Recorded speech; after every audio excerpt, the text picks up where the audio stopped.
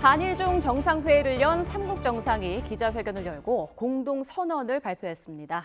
삼국이 한반도의 평화와 안정을 유지하는 데 공동 책임이 있다는 점을 확인했고 삼국 정상회의를 정례적으로 개최하는 등 협력 체계를 더 굳건히 하기로 했습니다. 취재 기자 연결합니다. 강희경 기자.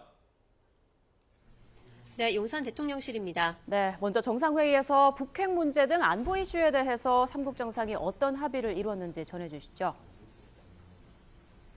네, 한일중 정상회의 이후 열린 삼국 공동 기자회견에서 윤석열 대통령과 기시다 후미오 일본 총리, 리창 중국 총리가 차례로 합의 사항을 발표했습니다. 먼저 삼국은 한반도의 평화와 안정을 유지하는 게 삼국 공동의 이익이자 책임이란 점을 재확인했습니다. 윤 대통령은 자유롭고 평화로운 통일 한반도를 실현한다는 목표 아래 유엔 안보리 결의를 이행하며 북한 비핵화를 위해 노력하는 게 중요하다고 강조했는데요. 특히 북한이 예고한 위성 발사가 명백한 안보리 결의 위반이란 점에서 국제사회가 단호히 대응해 나가야 한다고 밝혔습니다. 기시다 일본 총리도 북한이 인공위성 발사를 감행한다면 안보리 결의 위반이라며 이를 중지하라고 촉구했습니다.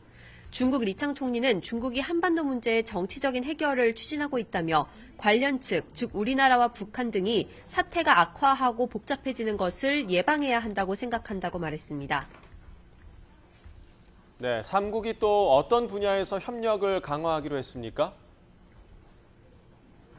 네, 삼국 정상은 무엇보다 국민이 체감할 수 있는 실질적인 협력을 확대하기로 했습니다. 윤 대통령은 국민의 상호 이해와 신뢰를 위해 더 자주 만나고 소통해야 한다며 2025년과 2026년을 한일중 문화 교류의 해로 지정해 인적 문화적 교류를 활성화하기로 했다고 밝혔습니다. 삼국은 또 국민의 안전하고 건강한 삶을 위해 투명하고 예측 가능한 무역 투자 환경을 조성하고 안전한 공급망도 구축하기로 했습니다. 기시다 총리는 지속 가능한 사회 구현을 위해 저출생과 고령화 등 삼국 공통의 과제 해결에 힘쓰자고 제안했고, 리창 총리는 경제 무역 연결을 심화하고 영내 공급망 협력을 강화해 한일중 FTA 협상을 추진한다고 소개했습니다.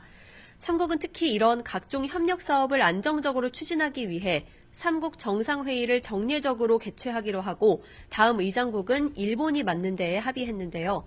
윤 대통령은 오늘을 기점으로 삼국 정상회의가 정상화됐다며 한일중 협력체제가 앞으로 더 성장할 수 있는 발판이 마련됐다고 의미를 부여했습니다.